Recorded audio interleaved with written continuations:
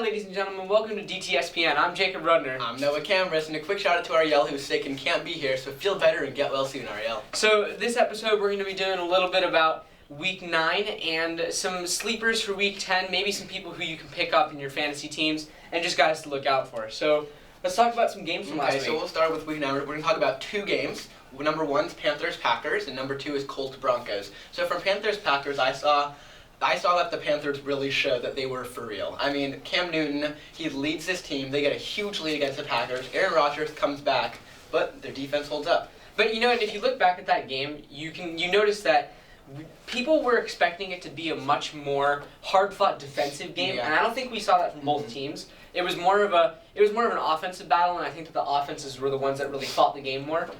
And it turns out that the Panthers ended up winning it in the end of the game by 8 points.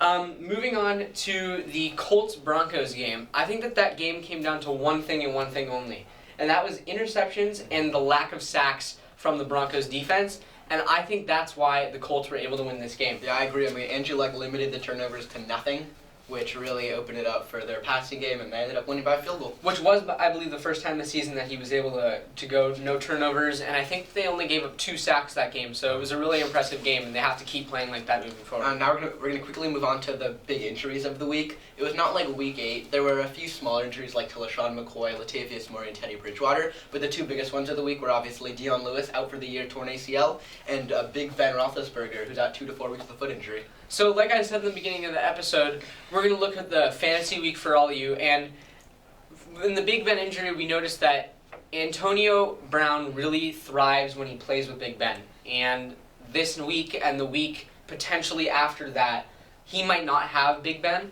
which is probably going to take a little bit of a hit to the fantasy value of Antonio Brown, but I don't think you should overlook the actual situation, because when he played with Landry Jones, he still played well. We can look back to Week 7, he was good. And I just think that's gonna work well for them. Also, for people who are playing like a regular fantasy, like 16 weeks, I would definitely keep him if you're thinking about a championship run, because Big Ben will definitely be back for week 16. Absolutely. For the championship game of fantasy. So you definitely want to keep him for that. I mean, if you want to buy low on him after this week or next week, that'd be a good move also. Okay, now we're gonna move on to the other situation with Dion Lewis going out. The Patriots have a trio of running backs in LeGarrette Blount, Brandon Bolden, and James White. Now, for now, I would stick with LeGarrette Blount, but keep in mind James White will probably get more playing time, and he will probably be a big asset to the team. But it's hard to go with anyone because Bill Belichick is a mastermind of his own, and he does whatever he wants. And also, if you really look at the goal line carries, it's probably going to be safest to stick with Blount at this point, because James White isn't going to take the goal line carries away from Blount, who's a bigger, faster running back. In fantasy, what matters most? What gives you 6 points on the board? Touchdowns. So now we're going to move on to a little bit more of some people who you might want to consider taking a look at in your fantasy, regardless of the format, really. These are just some people that have a lot of potential this week. And let's get started with Landry Jones of the Steelers. No Big Ben, and he still has the receiving core that Big Ben had. So he's playing the role of a star quarterback. He has a star offensive team, and I think that he could be worth somebody cheap and somebody that might actually have a great week. I agree. Second, we're going to move on to Dorial Green-Beckham. You want to explain about Dorial? Yeah, so I have him on my fantasy team, and I recommend you get him on yours too. And the reason for that is Dorial Green-Beckham is the most naturally gifted athlete on that team. He's going to take targets away from other people. They're a little bit weak in the wide receiver core right now, and I think Mariota's coming off a hot week, and he's going to be ready to throw to Green-Beckham. Adding on to that, Kendall Wright did miss last week. So keep in mind that if Kendall Wright is out again, Dorial Green-Beckham, at least for now, is the number 2, but he'll probably pass Justin Hunter, move to the number 1. And I would really think that Dorial Green-Beckham would get a lot of targets. And adding on to that, with the Titans' running game, Antonio Andrews, as of right now, is the workhorse, as their new offensive coordinator said. But David Cobb is coming off the IR, and I would really think about him for the next couple of weeks as taking over the starting job and becoming the starter on that team. Yeah. Now we're going to be moving on to some good DraftKings or FanDuel picks for this week and maybe for the future, but especially this week. So we're going to go by each position. We're going to name 3 or 4 players from each position, and we'll just give a brief update, a brief description. But if you do have any comments or want some clarification on who we picked, tweet us out at DTSPN2015 or comment on our Instagram post at DTSPN. And we'll be sure to get back to you guys. Yeah. Okay, so first we're going to go quarterbacks. Our choices were Aaron Rodgers, Drew Brees, and Blake Bortles. Yeah, my guy this week is going to be Blake Bortles out of those three, and mostly because he has an easy matchup against a weak Ravens secondary. He's going to be one of the cheaper guys, a little bit expensive in any of your money-costing leagues. And I think that even though he might be a pinch expensive, I think that he's definitely worth the buy. Second, for running backs, we have D'Angelo Williams, Todd Gurley, and Justin Forsett. I'm going to go Forsett, mostly because he's playing a Jaguars defense that doesn't necessarily have the strength to stop the run, so I'm going Forsett. For our wide receivers, we have Kamar Aiken, Dez Bryant, Rashard Matthews, and Emmanuel Sanders. And for this one, I would have to pick Kamar Aiken. And I would have to agree. I mean, he's playing against the Jags, which is the first of all. But second of all, right when Steve Smith went down in this past game, all the targets go to Kamar Aiken. And also, when Steve Smith was out earlier in the year, Kamar Aiken just reeled in the targets. Next, we have tight end. We have Tyler Eifert, who plays Monday night, and Gary Barnidge. So these are two expensive options, but I do think that if you're going to choose between the two and you're willing to pay up a little bit, I'd have to go with Eifert.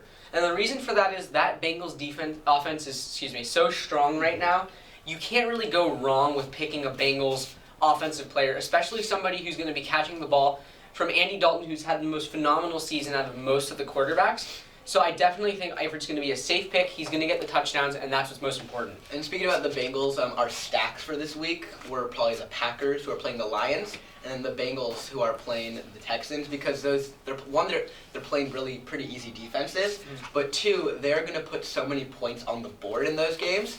I mean, Aaron Rodgers is playing the Lions defense. It's going to be a lot of points for him, and same with Andy Dalton against the Texans. I would think if you're doing a stack, I would go with those two teams. Yeah. So now we're going to move on to some middle of the season awards, and I'm going to start with MVP, and I got to go Cam Newton. And the reason for that is he's been so phenomenal this season that you can't overlook him.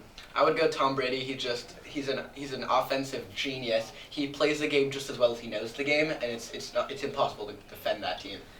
For Offensive Player of the Year, I'm picking Devontae Freeman of the Falcons. He's been the most phenomenal running back. He's outscored everybody on the touchdowns, and I think that he's definitely Offensive Player of the Year. I have to go Gronk because he's just unguardable in the red zone. But with Devontae Freeman, he did not even start as the starter this year. Tevin Coleman was the starter until he got injured, and it's just crazy how Devontae Freeman's turned into a great player. For Rookie of the Year, I'm going to go Todd Gurley, and the only reason for that is because he's been a top running back. He's a rookie, he's playing like a veteran seasoned player, so I have to pick Gurley. I'm going to have to agree with Gurley, and he also missed the beginning of the year. He had that torn ACL at Georgia, and he's come out so strong since the injury. Quickly, Defensive Player of the Year, I think we both have Josh Norman. We absolutely do, because he is an absolutely shut-down defensive player. There's no point in throwing his direction because it's going the other way. And for Coach of the Year, I think there's three options, the three undefeated teams right now: Patriots, Panthers, Bengals. It's a coin flip between those three. And for Comeback Player of the Year, Eric Berry has to have it. Yeah. So now we're going to move on to our picks of the week on our 4 questions. And Noah's going to read them. I'm going to answer them, and he's also going to give you Ariel's answer because he couldn't be here this week. Okay, so number 1 is more receiving yards, Calvin Johnson or Randall Cobb. Ariel went Calvin Johnson. And I'm going Randall Cobb. Okay, more rushing yards, Lamar Miller, DeMarco Murray. Ariel went Murray. And I'm going to have to agree. Miller isn't really the yards type of guy. More touchdowns, Rob Gronkowski or Odell Beckham Jr. Ariel went Odell. And I'm going to have to disagree because Gronk is a stronger player in the red zone. He's probably going to get more touchdowns than Odell, so I have to stay safe and pick Gronk this week. More touchdowns thrown, Eli Manning or Tom Brady. Ariel went Brady. And I'm going to agree. And if you want to comment your answers down below, in the comment section, you can see how you do, and you can keep up with us every week to see how you do. Feel free to do that, and thanks so much everybody for watching this week. We all really appreciate it. We also want to thank all of you for your feedback on last week's episode because it's helped us out quite a lot. And a huge shout out to Ross Stripling. You've been super helpful, and we appreciate your ideas. Thanks so much everybody. We'll see you next week.